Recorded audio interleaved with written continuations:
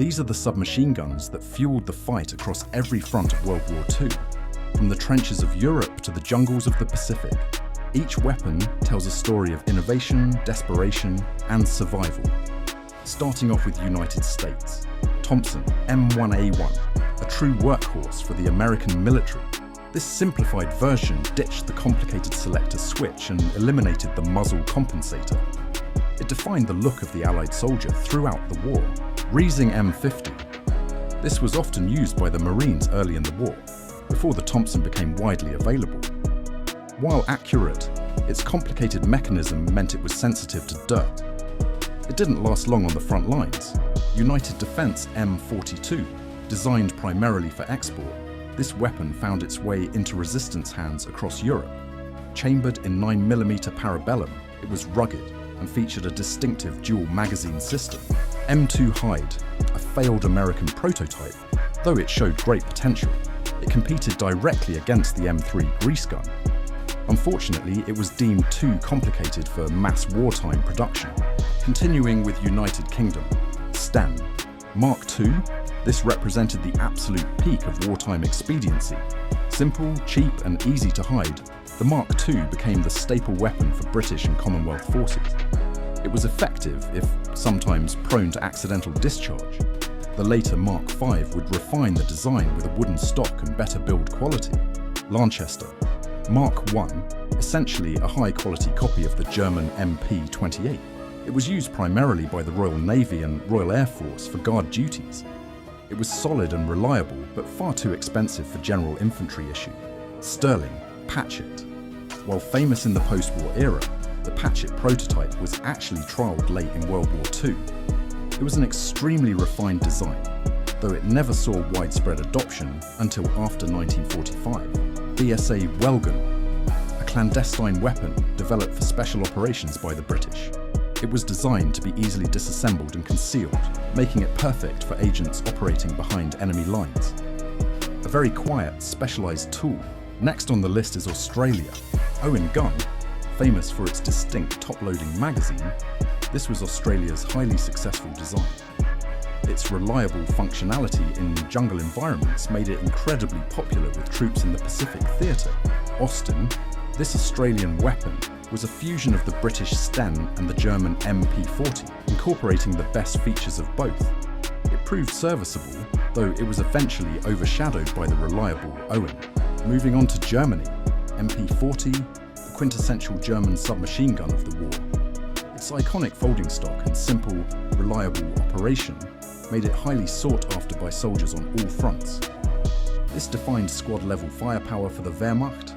MP38, this was the precursor to the famous MP40, constructed mostly of machined metal parts. It was expensive and slow to produce.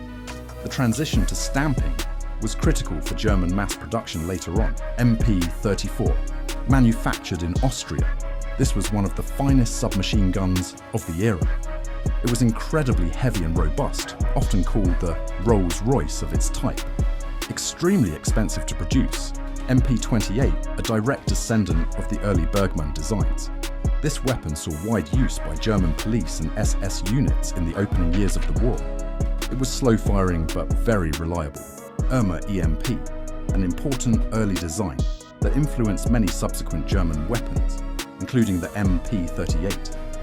It was primarily exported and used by the SS before standardized issue became common. MP 3008, Germany's final desperate attempt to create an inexpensive machine pistol late in the war. It was a crude copy of the Sten gun, utilizing fixed wooden stocks and produced in fragmented workshops. Next on the list is Soviet Union.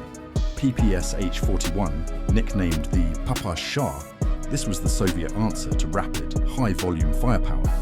With a rate of fire exceeding 900 rounds per minute, it was devastating in urban and close-quarters combat. PPS-43, a highly simplified wartime design developed during the siege of Leningrad. It was lighter and much easier to manufacture than the PPSH-41, proving incredibly rugged and effective. PPS-42, this was the direct prototype that led to the development of the PPS-43.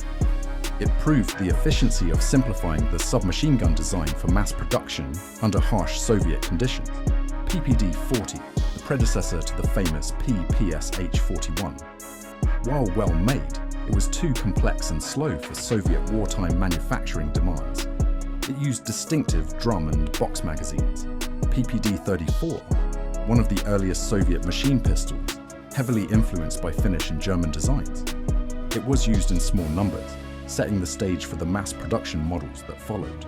Moving on to Italy, Beretta Model 38, considered by many to be one of the best submachine guns of World War II.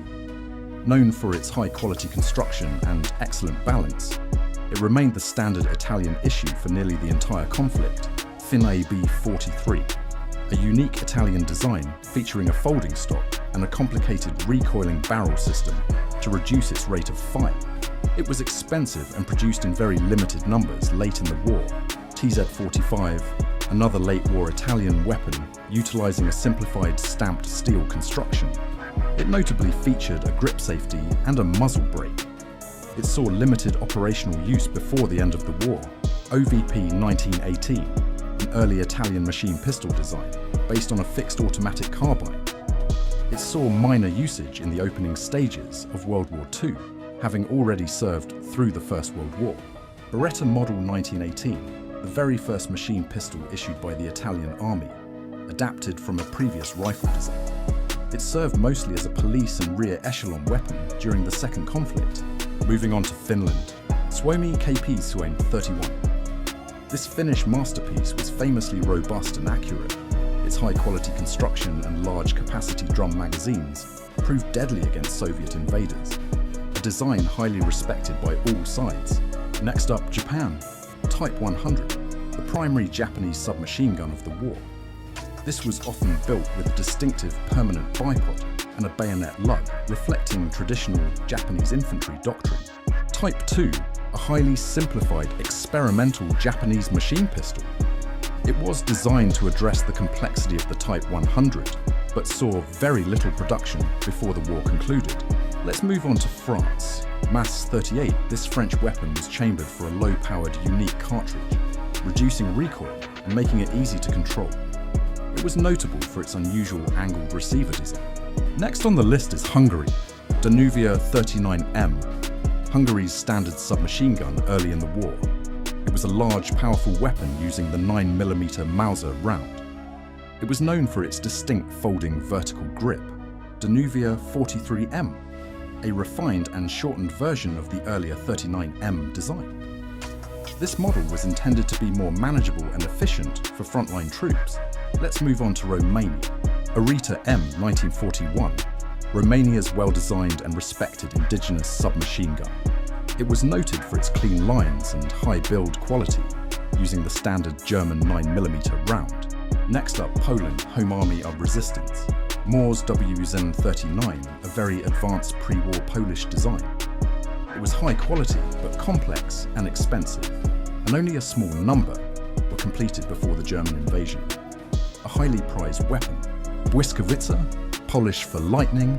This was a resistance-built weapon designed to be easily manufactured in secret workshops. It closely imitated the Sten gun and was critical during the Warsaw Uprising. Bachowicz I, another unique, domestically produced Polish resistance weapon.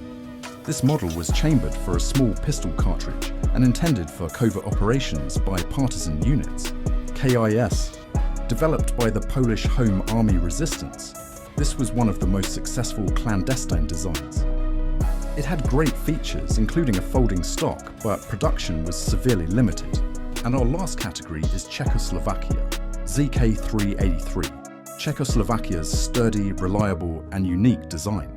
It was one of the few submachine guns of the era, featuring a quick-change barrel and a bipod, allowing for light support fire.